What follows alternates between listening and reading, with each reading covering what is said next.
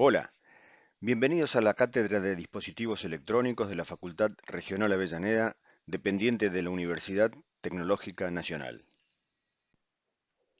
En el módulo de hoy nos ocuparemos de la estructura interna de los átomos, de cómo están distribuidos los electrones en esa estructura y cómo se modifican los niveles de energía en los átomos cuando forman parte de una estructura cristalina. Los contenidos que abordaremos en este módulo son bandas de energía en general, bandas de energía en el silicio, germanio y carbono, y completaremos el proceso de la conducción. La lectura recomendada para estos tópicos es del libro de Tremosa, los capítulos 2 y 3, y del libro del ingeniero Selva, el capítulo 1. Retomando el tema de los niveles de energía permitidos dentro del átomo, recordemos que mientras exista un solo átomo aislado, el principio de exclusión de Pauli es muy claro. Pero, ¿qué sucedería si dos o más átomos se unen para formar una molécula o una red cristalina? En ese caso tendríamos la posibilidad de tener para un mismo valor de energía tantos electrones como átomos compartan la red. Y esto sería un absurdo remitiéndonos al principio de exclusión de Pauli. Para cumplir con ese principio, los niveles deben desdoblarse, por lo que para cada nivel permitido y común a todos los átomos, se generarán tantos niveles cercanos pero distintos del original como átomos existan. Esto dio lugar a lo que definimos como la teoría de las bandas y nos permitirá entender cómo están distribuidos esos niveles de energía en un sólido cristalino y con ello entender en qué radica la diferencia entre conductores y aisladores de la corriente eléctrica. El concepto de mapa de energías o teoría de bandas surge de la aplicación justamente del principio de exclusión de Pauli, que podría resumirse de la siguiente manera. A menor distancia física, el desdoblamiento del nivel original en tantos niveles como átomos tenga el sistema será mayor. El máximo apartamiento entre niveles de energía depende de la mínima separación entre los átomos. Los niveles de mayor energía, aquellos que se corresponden con las órbitas de mayor diámetro, se desdoblan en niveles más separados entre sí que los más cercanos al núcleo. Y los niveles cercanos al núcleo no interaccionan entre sí y por lo tanto no necesitan desdoblarse ni lo hacen tampoco. La banda formada por el conjunto de niveles desdoblados tiene tantos niveles como átomos hayan interactuado, y esos niveles son permitidos. Por lo tanto, si solo existen determinados niveles permitidos y el resto son prohibidos, podemos aceptar que el diagrama de energías de un átomo es de rayas y no de bandas. Analicemos la siguiente figura, donde como siempre en el eje vertical representamos las energías, recordando que acá abajo se encuentra el núcleo del átomo y donde habitan los niveles de energía más negativos. Por lo tanto, estas dos rayas que corresponden al nivel 1 representan sendos subniveles de la subcapa S. En la capa 2 aparecerán 8 rayas, 2 de las cuales corresponden al subnivel S y las otras 6 al subnivel de la subcapa P. Y así sucesivamente con la capa 3, 4, etcétera, hasta completar la cantidad total de capas que corresponden a un determinado átomo. Pero todo esto podemos analizarlo desde otra óptica. Por ejemplo, en este gráfico volvemos a representar en el eje de la vertical las energías y horizontalmente las energías correspondientes a cada uno de los niveles, el primero, el segundo, el tercero, etcétera. Acá tenemos otro gráfico donde aparece el dibujo de un átomo con su núcleo y sus órbitas que corresponden a cada uno de los distintos radios permitidos. La proyección de esos radios al cruzarse con la proyección de los niveles de energía, determinan estas curvas que representan la barrera de energía potencial. Piensen que hay muchísimos niveles de energía, permitidos o no, por lo tanto, acá estarán todos ellos. Pero lo que nos interesa ahora descubrir es que la intersección de las proyecciones de los niveles de energía discretos y permitidos al cruzarse con las proyecciones de los radios nos determinarán los niveles de energía que podrán o no interactuar con otros átomos. En este caso, estamos analizando un átomo aislado, por lo tanto no hay interacción con otros átomos. Pero analicemos este caso, donde aparecen dos átomos y la situación sería la siguiente. Un átomo aquí, otro átomo aquí, su distancia de separación real, que siempre llamamos A sub 0, indicará que como este átomo tiene 4 niveles de energía, 4 capas, las 3 primeras no interactúan, pero sí interactúa la número 4. Por eso esta barrera de potencial se dibuja de esta manera, porque la interacción solo ocurre con ese cuarto nivel.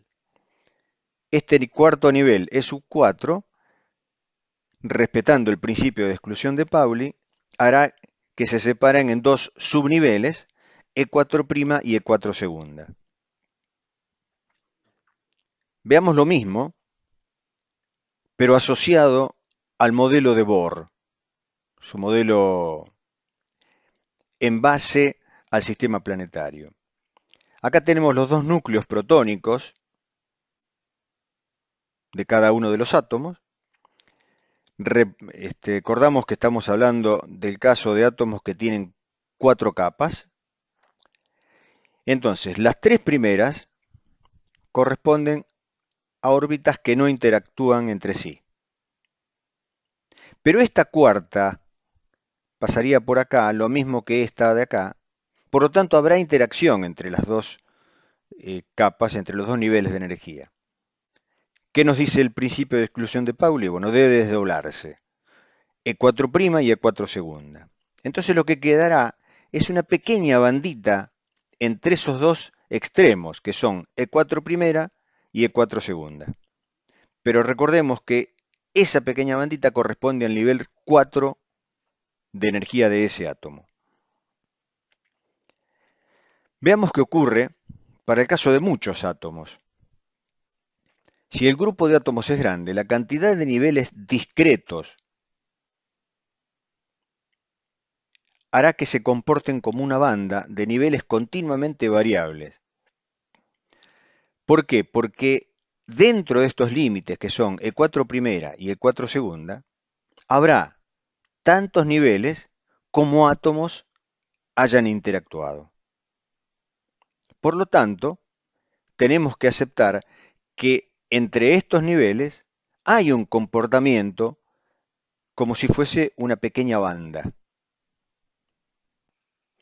Queda claro a esta altura que cada sustancia posee una distancia entre átomos A sub 0 definida al momento de su cristalización. No lo es, pero si imagináramos variable esa distancia, la situación sería la siguiente. Tendríamos acá el caso que vimos anteriormente, donde este nivel de energía, a una distancia muy grande, no interactúa con el de ningún otro átomo. Pero ¿qué pasa a partir de la distancia A sub 1? Hasta aquí no había desdoblamiento, debido a que no había interacción entre los dos átomos. Pero a partir de aquí, si estuviera cada vez más cerca un átomo de otro, empezaría a notarse ese desdoblamiento. De manera tal que a la distancia real de separación de los átomos, definida como dijimos en el momento de la cristalización de la sustancia, aparecerán estos dos subniveles determinando entre ellos una pequeña banda, donde el piso de esa banda es E4 primera y el techo será E4 segunda. Pero esto está referido a solo dos átomos. Piensen que si la cantidad de átomos es muy grande, interactuando entre sí, entre estos dos subniveles existirán tantos niveles permitidos como átomos estén interactuando. Veamos ahora el caso de una sustancia que cristalizó con una separación interatómica real A sub 0. La imagen sería algo así, y supongamos además que hay dos niveles que interactúan. Y esta sería la situación, por ejemplo, para dos átomos a la distancia real de separación. El primer nivel se desdoblará, respetando el principio de exclusión de Pauli, y lo propio hará el segundo nivel, respetando el mismo principio. De hecho, es que si en lugar de dos átomos hay muchos más átomos interactuando, cada uno de ellos interactuará con cada uno de estos y por supuesto en cada una de estas pequeñas bandas aparecerán los niveles y subniveles de los átomos correspondientes. Esto se puede dibujar de la siguiente manera, representando el piso y el techo de cada una de las bandas, piso y techo de cada una de las bandas, asumiendo que dentro de estos límites pueden existir tantos niveles discretos permitidos como átomos estén interactuando. Y lo mismo en esta otra banda. De modo tal que lo que se habrá formado son dos bandas de energía permitidas que pueden o no estar ocupadas por electrones, que son estas dos, pero separadas por una banda prohibida, que es esta. Analicemos el caso particular del cobre. Su estructura es la que encontramos aquí. Primer nivel, 1s con 2 electrones. El segundo nivel, con 8, 2s2, 2p6.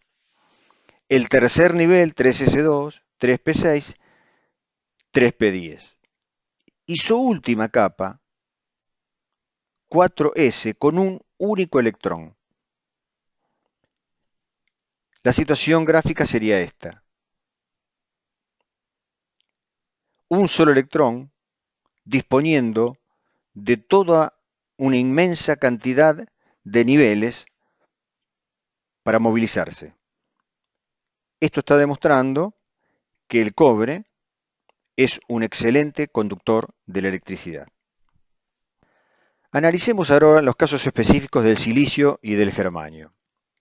Recordemos que estos elementos cristalizan en el sistema diamante y con la característica de que en su última capa la estructura física es S2P2, lo que implica que habrá 4 electrones ocupando 4 de los 8 niveles posibles. Gráficamente, la situación sería la siguiente. Como siempre, en el eje de las ordenadas, las energías, y en este caso, en el eje de las X, las distintas posibles e imaginarias distancias a las que se podrían encontrar dos átomos.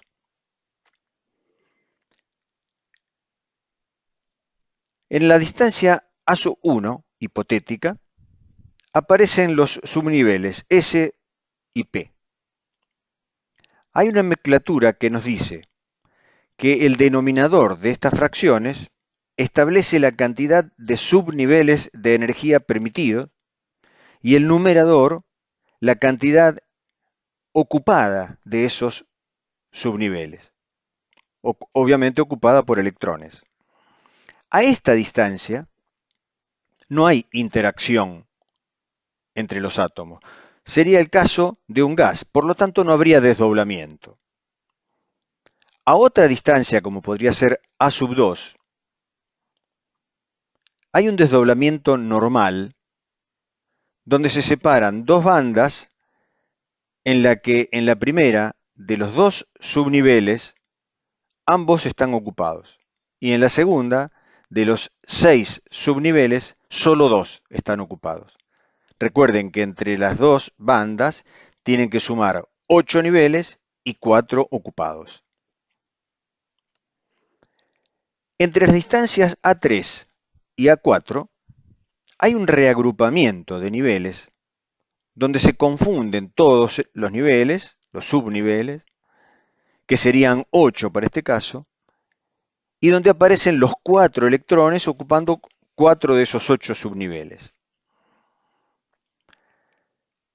A la distancia A4 o menores, específicamente en la de cristalización real, que es A sub 0, hay un nuevo reagrupamiento de niveles y electrones, conformándose nuevamente dos bandas, pero en este caso con distinta distribución de estados ocupados y estados libres. En la superior aparecerán 4 estados y todos vacíos, es decir, 4 subniveles todos vacíos. Y en la inferior, 4 estados o subniveles y los 4 ocupados. Y estas dos bandas separadas por otra banda que no tiene ningún estado permitido y por supuesto ningún electrón ocupando alguno de esos estados. Entonces, considerando un gran número de átomos a la separación real A sub 0 y según los conceptos anteriores, la situación sería la siguiente. Veamos este gráfico en el que aparecen 3 átomos a la distancia A sub 0, entre ellos, estos serían la representación de los núcleos. Aquí estarían las líneas de energía potencial, las barreras de energía potencial, y cómo habrá quedado el esquema del slide anterior, donde nos aparece una banda completamente llena, con 4 subniveles y los 4 ocupados, y una banda con 4 subniveles totalmente vacía, donde no hay ningún nivel ocupado. A la primera se la llama banda de valencia y a la segunda se la llama banda de conducción. Ambas dos separadas por lo que consideramos la banda prohibida, ya que no hay ningún nivel permitido, por lo tanto ningún electrón puede acceder a ella. Debemos tener siempre presente que los diagramas normales de bandas de energía representan la situación de las estructuras cristalinas en estudio a la separación real A sub 0. Es decir, como siempre en el eje vertical de las energías, aparecerán 3 bandas. La inferior, la banda de valencia, que presenta como característica que todos sus subniveles están ocupados, una banda prohibida, que no tiene niveles permitidos, por lo tanto todos están vacíos, y una banda de conducción que si bien tiene subniveles permitidos, ninguno de ellos está ocupado. Esto lo podríamos comparar con la imagen anterior, donde la banda de conducción representa este tramo de energía, su piso y su techo, es decir, el piso de la banda de conducción y el techo de la banda de conducción, con subniveles permitidos pero sin ocupar. Una banda prohibida que llamamos E sub G, que está entre el techo de la banda de valencia y el piso de la banda de conducción, con muchos subniveles prohibidos y obviamente ninguno ocupado, y una banda inferior cuyo piso es este nivel y este sería el techo de la banda de valencia, que tiene niveles o subniveles permitidos y todos ocupados. Es decir, esto sería una banda completamente vacía y esta sería una banda completamente llena. La energía necesaria para superar la banda prohibida, es decir, para que un electrón desde la banda de valencia pase a la banda de conducción, es, para el caso del silicio, 1,1 electronvolt y para el caso del germanio, 0,7 electronvolt. Resulta absolutamente necesario hacer una correcta interpretación de las bandas. Imaginemos qué ocurre en el gráfico de esta figura, donde vuelven a aparecer las tres bandas, la de conducción, la prohibida y la de valencia. La banda de conducción totalmente vacía, no hay ningún subnivel ocupado, y la banda de valencia con todos sus subniveles ocupados completamente llena. ¿Qué significa esto? Una banda completamente vacía no conduce corriente porque el concepto de corriente es el desplazamiento de cargas eléctricas en la unidad de tiempo. Si en esta zona, si en esta banda no hay ninguna carga desplazándose, no habrá conducción de corriente. Una banda completamente llena tampoco conduce corriente, porque no hay ninguna carga desplazándose. Es el caso de una autopista colmada de automóviles, pero todos detenidos porque no hay lugar para que avancen. Bueno, espacios hay, pero están ocupados por autos, pero ninguno se puede mover. Eso es lo que ocurre en una banda de valencia. Están todos los subniveles ocupados por electrones. Ahora, una banda casi vacía, es decir, en la suposición de que algún electrón haya podido alcanzar la banda de conducción, entonces conduce corriente por electrones, porque son justamente los electrones que tienen la capacidad de alcanzar la banda de conducción. Pero una banda casi llena conduce por lagunas. ¿Por qué? Porque si algún electrón abandona la banda de valencia y pasa a la de conducción, sabemos bien que por generación la aparición de un electrón da lugar a un hueco que se llama laguna, con carga positiva. Y esas lagunas se mueven de ligadura en ligadura dentro de la estructura, por lo tanto, es una transportación de carga positiva por parte de las lagunas. Eso significa conducción de corriente de lagunas. Continuando con la interpretación de las bandas, recordando de nuevo la banda de valencia, la banda prohibida y la banda de conducción, hay que hacer una pequeña aclaración de que incide mucho en el tipo de material el ancho de la banda prohibida. ¿Por qué? Por ejemplo, en un material donde el ancho de la banda prohibida es muy grande, es decir, la separación entre la banda de conducción y la banda de valencia es muy grande, esto representa la situación de un aislador, ya que ningún electrón podrá adquirir energía suficiente como saltar a la banda de conducción. Para el caso de los semiconductores, donde la banda prohibida tiene un ancho ya conocido, que es 0,7 electronvolt o 1,1 electronvolt, resulta sencillo hacer migrar a un electrón de la banda de valencia a la banda de conducción. Y eso lo definimos nosotros en función de las condiciones a las que imponemos al semiconductor. Y por último, veamos el caso de los metales que no tienen banda prohibida. Por lo tanto, los electrones se mueven a gusto por toda la banda de conducción. Es el caso de los buenos conductores como el cobre, que en su última capa tiene un solo electrón y que dispone de todos los subniveles de la banda de conducción. Imaginemos ahora un electrón libre en el seno de un cristal y en su banda de conducción. Es decir, abandonó la banda de valencia y está en la banda de conducción. Como está solo, dispondrá de una cantidad casi infinita de estados libres. Recordemos que no es infinita porque dependerá de la cantidad de átomos que estén interactuando. La situación gráfica sería la siguiente. Una estructura de silicio, por ejemplo, y un electrón que se viene desplazando por toda la estructura libremente. Recordemos que el electrón se puede mover libremente por toda la estructura cristalina.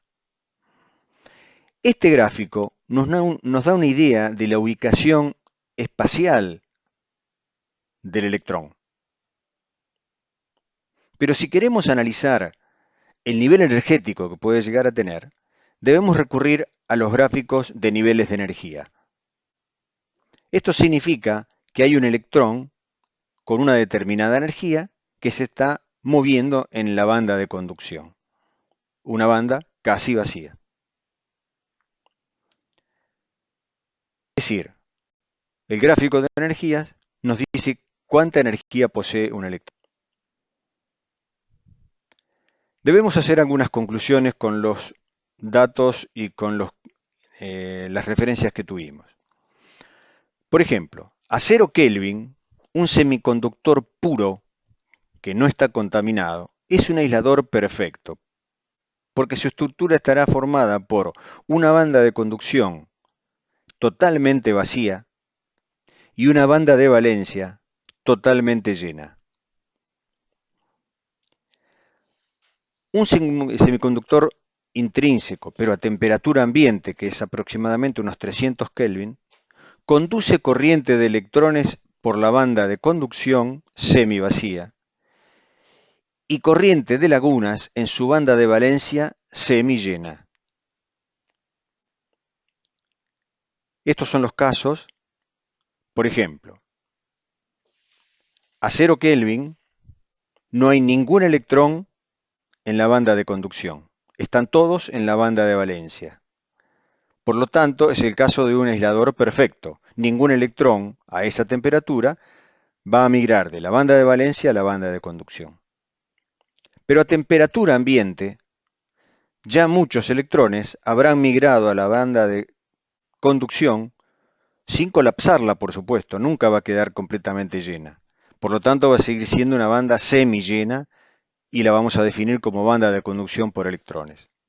¿Y qué habrá quedado en la banda de valencia? Muchos espacios, es decir, lagunas, que se irán moviendo de ligadura en ligadura, porque a lo mejor esta laguna será ocupada por este electrón o por este otro, por lo tanto pasará acá o acá. Si siempre las lagunas se moverán de ligadura en ligadura y dentro de la estructura cristalina.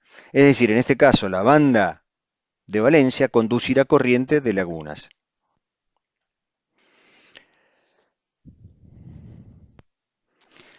Continuando con el análisis de las bandas de energía en el silicio y en el germanio, consideremos ahora un semiconductor contaminado, es decir, extrínseco.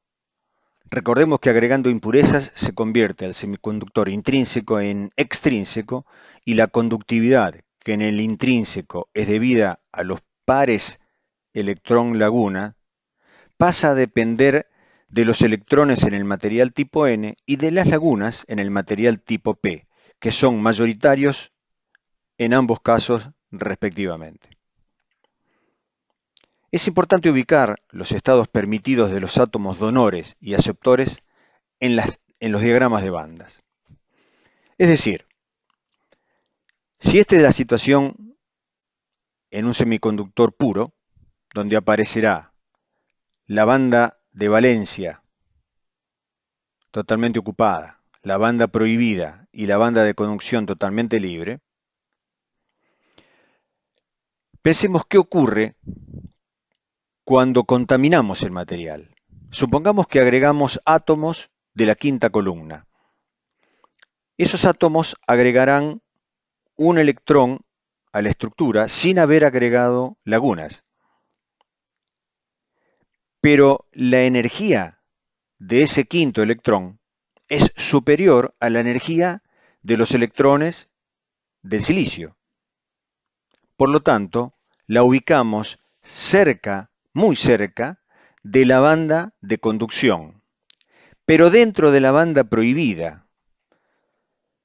¿Y por qué es posible dentro de la banda prohibida? Porque esa banda prohibida es del silicio, no de los átomos de contaminación.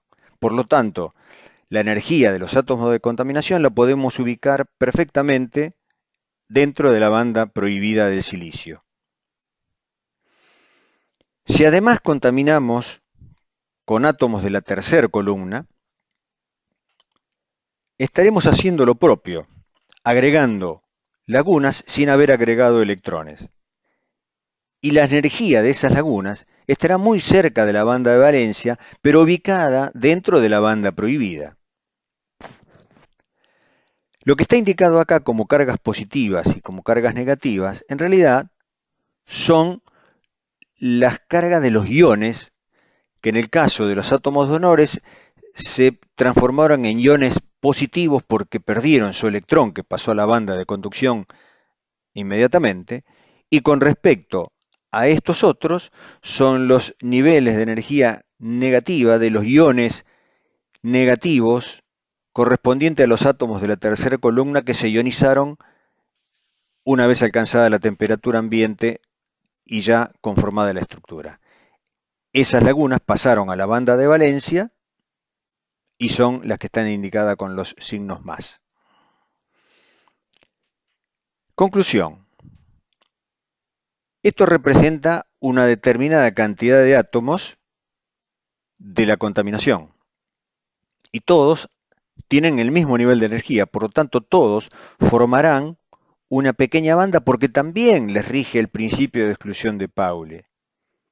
Entonces formarán todos una pequeña banda donde estarán todos los niveles de energía de los átomos donores. Y lo mismo ocurrirá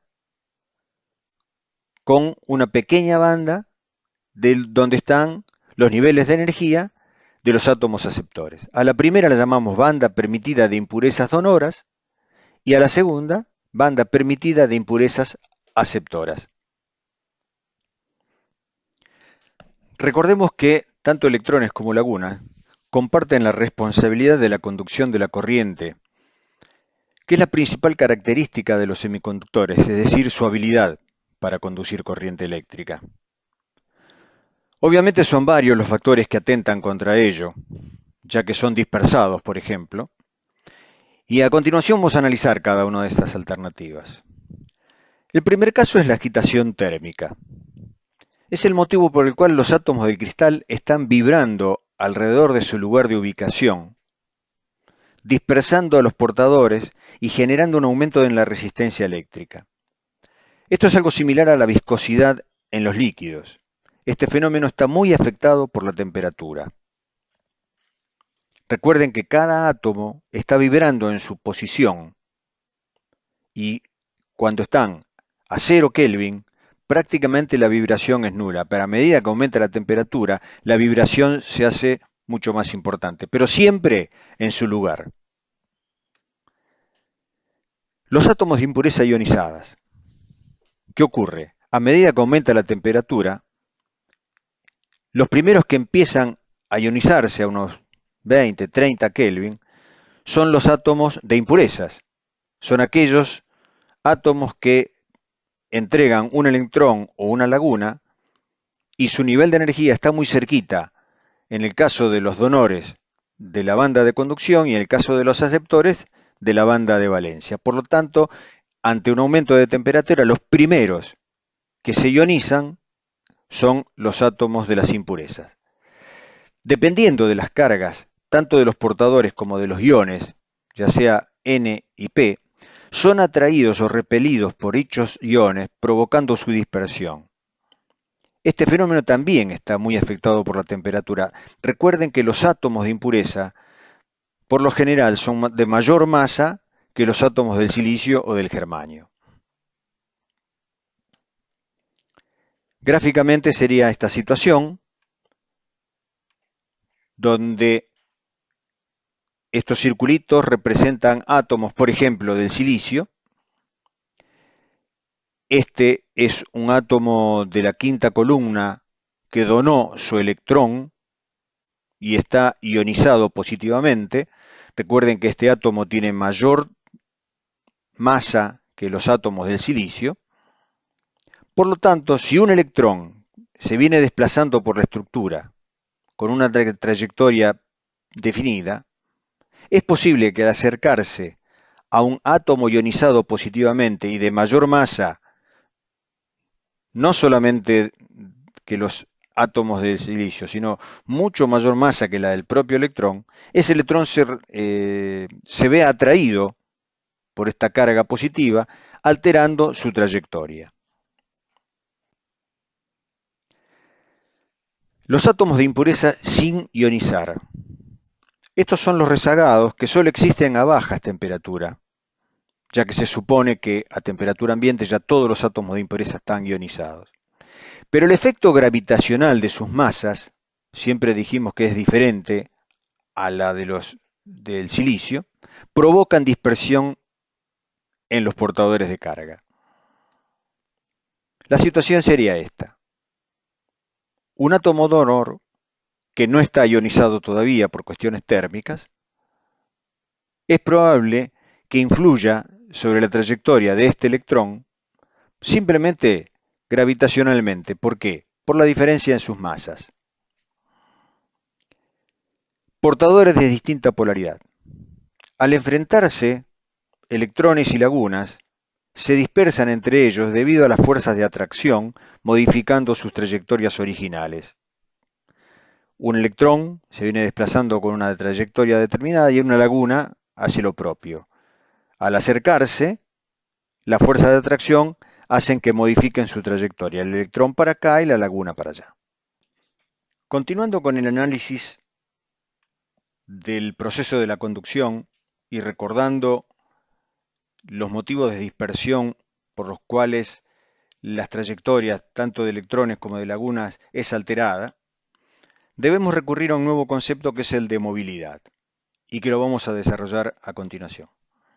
Imaginemos un grupo grande de electrones al que se le hace incidir un campo eléctrico. Por lo tanto, estos electrones recibirán la aplicación de una fuerza que estará dada por esta expresión, el producto de la carga del electrón por el campo eléctrico, lo que hará que estos electrones adquieran una aceleración que perturba su velocidad original, provocando así una dispersión similar a la viscosidad en los fluidos.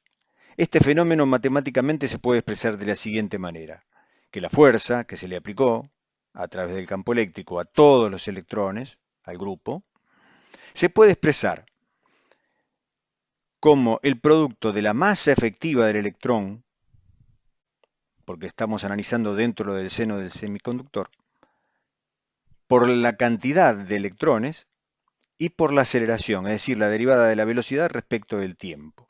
Masa por la aceleración, fuerza. Y sumarle a esto una expresión en la que aparece el coeficiente de viscosidad, similar al de los fluidos, afectando al grupo total de electrones y multiplicado por la velocidad que adquieren los mismos. Si todos los miembros los dividimos por el producto entre la masa y la cantidad de electrones, nos va a quedar una expresión simplificada que es la siguiente, que la fuerza dividida la masa efectiva del electrón no es otra cosa que la derivada de la velocidad respecto del tiempo más la velocidad sobre un cociente que se da entre la masa y el coeficiente de viscosidad. Analicemos esta expresión. Esto es fuerza sobre masa, es decir, si masa por aceleración es fuerza, fuerza sobre masa será aceleración. Por lo tanto, la derivada de la velocidad respecto del tiempo es aceleración y esto es velocidad sobre tiempo, porque esto también tiene que ser una aceleración. Por lo tanto, este denominador, este cociente, es asimilable al tiempo, a un determinado tiempo. Si a ese cociente, masa efectiva del electrón, dividido el coeficiente de viscosidad, lo llamamos tau c, podemos definirlo entonces como tiempo de relajación de las velocidades o tiempo libre medio entre dos impactos del electrón contra la estructura. Recordemos que el producto entre la carga del electrón y el campo eléctrico no es otra cosa que la fuerza que actúa sobre cada uno de los electrones. Por lo tanto, para un tiempo inicial t igual a 0, que es el momento en que todavía no lo hemos aplicado el campo eléctrico, también será cero la fuerza que actúa sobre cada electrón. Es decir, podemos expresar matemáticamente que la fuerza ahora será igual a la suma de la aceleración, es decir, la derivada de la velocidad respecto del tiempo, más otra aceleración que es la velocidad sobre la constante de tiempo.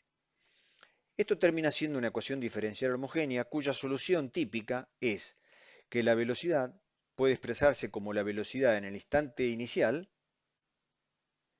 por e a la menos t sobre tau c, es decir, una exponencial negativa que nos está diciendo que esta velocidad va a ser ralentizada, va a ser degradada exponencialmente. Lo que significa un relajamiento de la perturbación. Esto da lugar a la definición de tiempo de relajación y, suponiendo los choques del electrón contra la estructura como hicimos la referencia en el slide anterior, este tiempo debe coincidir con el tiempo libre medio entre dos impactos. Pero consideremos ahora que la fuerza ya hace tiempo que está aplicada. Ya aplicamos hace mucho tiempo el campo eléctrico, por lo tanto, los electrones hace rato que están recibiendo esa fuerza. La perturbación ahora se provocó y quedará permanente. Es decir, que ello implicará que aparecerá una velocidad constante. Y si la velocidad es constante, lo que va a valer cero ahora es la derivada de esa velocidad respecto del tiempo. Es decir, la aceleración será cero. Esto matemáticamente lo podemos expresar así, como la fuerza sobre la masa, que no es más que la aceleración, será igual a la velocidad del electrón sobre tau c. De esta expresión podemos despejar la velocidad y nos quedará la carga del electrón por tau c sobre la masa efectiva por el campo eléctrico. Dentro de esta expresión matemática aparecen estos términos a los que definimos justamente como movilidad. Y si ahora de esto reescribimos la nueva versión de la velocidad, lo podemos hacer diciendo que la velocidad no es más que el producto entre la movilidad y el campo eléctrico. Con lo cual llegamos a la conclusión de que una definición matemática de la movilidad es que no es otra cosa que la constante de proporcionalidad entre el campo eléctrico aplicado y la velocidad que adquieren los electrones. Para finalizar el análisis de la conducción, no debemos olvidar la participación tan importante de la temperatura. Si el coeficiente de viscosidad, alfa, es variable con la temperatura, también lo será la movilidad, por lo que gráficamente lo podemos expresar de la siguiente manera.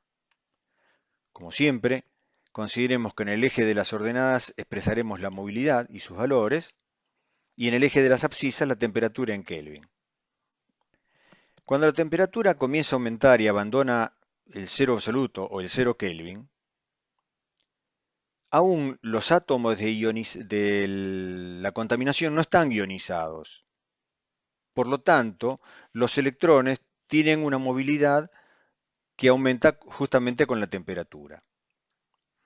A partir de los 10, 20, 30 grados Kelvin, comienzan a ionizarse todos los átomos de la contaminación, que son los que generan la gran perturbación en la trayectoria de las partículas, tanto de electrones como de lagunas. Por lo tanto, la movilidad cae. Al continuar aumentando la temperatura hace justamente que la velocidad de los electrones aumente muchísimo y que no sea relevante la interferencia de los átomos ionizados. Por lo tanto, se mueven prácticamente sin inconveniente y por eso la movilidad aumenta muchísimo. Pero si continúa aumentando la temperatura por encima de la temperatura ambiente, justamente es la temperatura y la agitación térmica que genera lo que provoca una disminución de la movilidad y la destrucción de la estructura cristalina. Vamos a dar como ejemplos algunos valores que a temperatura ambiente representan las movilidades de electrones y de lagunas en el germanio y en el silicio. Por ejemplo, para el caso del germanio, la movilidad de los electrones es 3.900 centímetros cuadrados sobre volt por segundo. Y para el silicio, 1.350 centímetros cuadrados sobre volt por segundo. Y para las lagunas, en el germanio, será 1.900 centímetros cuadrados sobre volt segundo y para las lagunas, en el silicio, 480 centímetros cuadrados sobre volt segundo.